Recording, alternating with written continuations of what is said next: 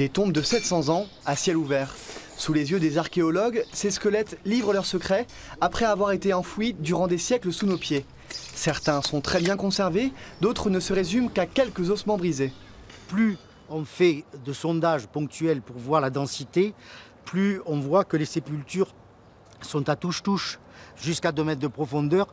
Donc je peux faire une estimation extrêmement large, mais on est certain qu'il y a entre 2000 et 5000 sépultures sous nos pieds. Les recherches des archéologues se concentrent sur une centaine de tombes situées à une profondeur de 70 cm en dessous du niveau de la rue. Ils en retirent de précieux enseignements sur les coutumes et les modes de vie des Rouennais à l'époque moderne.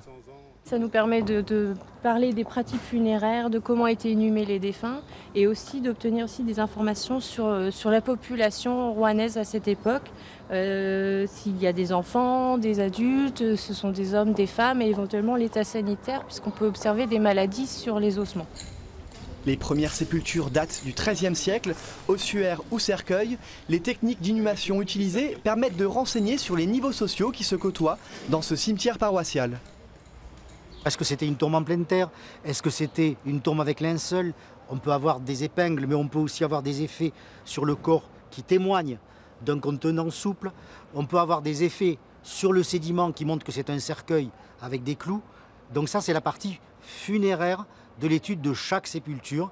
Et après, on va croiser ça avec des analyses plus biologiques. Le public, pour l'instant, ne peut pas accéder au site. Samedi après-midi, ses portes seront ouvertes avec une visite faite par des archéologues.